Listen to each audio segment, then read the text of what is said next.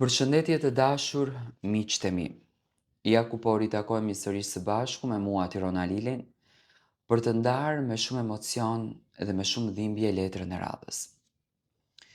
Në këtë letër kam përzgjedhur të flas për një histori që në fakt më ka mbritur, e shkruar nga një vajzë e re, e cila ndeshet me një paragjykim.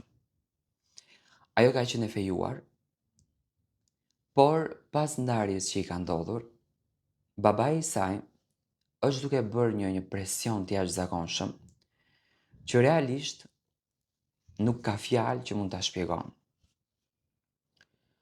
Përshëndetje Tiranë. Unë që po e shkruaj këtë letër, jam një vajzë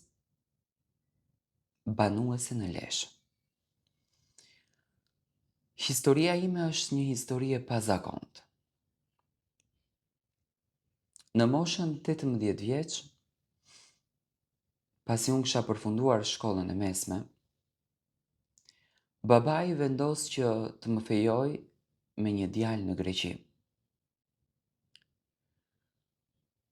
Ndoshta ti do ta bitesh, babai vendos. Pse pikërisht vendos babai? Pse pikërisht flet babai? Ishte në fakt e tmerrshme ajo që po ndodhte me familjen time. Babai gjithmonë ka qenë një ushtrues i rënd në shtëpinë tonë. Përdorte ofendime, përdorte nënçmime, përdorte trysni të madhe dhe unë isha ajo vajza që duheshte të duroj gjithçka, sepse në fund të ditës isha vajzë. Më fejoi me këtë djalë dhe dëshironte të më marton për 6 muaj. Ai djalë që nga dita e parë kur ne u takuam, më tha që nuk të dua. Presioni tha në këtë mes është familja. Babai im dhe babai jot, të cilët janë shok. Dhe mua nuk ma ngro zemrën. Edhe pse ai djalë nuk u soll kur keq me mua. Nuk më jepte vëmendje sepse nuk më deshte, por të sillet keq nuk u soll keq. Përkundrazi, as nuk e tepronte, as nuk më ofendonte. Të paktën nuk më bënte që të ndjesha unë e turpëruar. Ditët kalonin, koha kalonte, nuk i interesonte asgjë për mua, nuk pyeste fare për mua dhe vendosi që të ndahet me dëshirën e tij.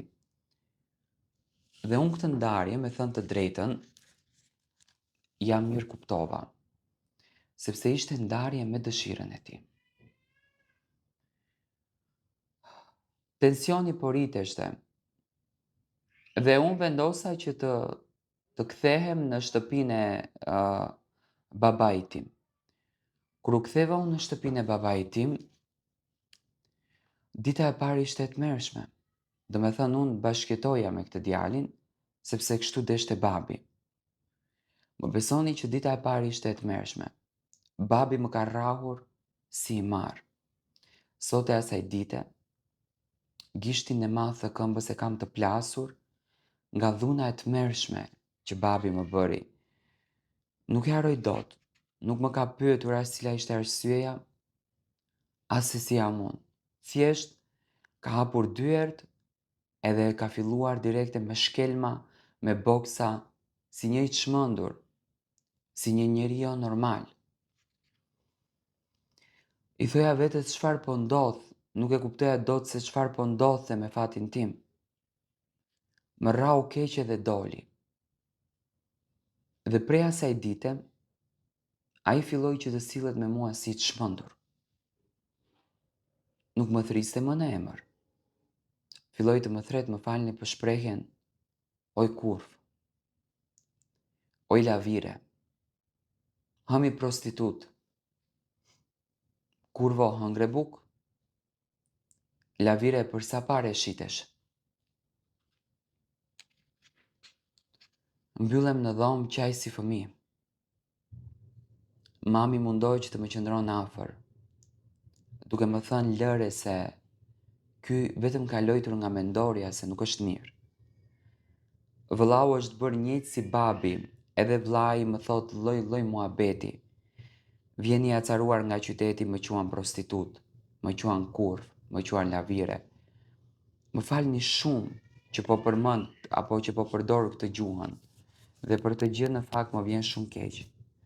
Ka një sjellje të çmendur me mua, si babi, si vllau. Dhe më dhimbset shumë se çfarë kanë. Erdhi Bajrami, nuk më lejuan të futem në dhomë sepse burrat flasin. Nuk më lanë që të dalë edhe një kafe ta pi.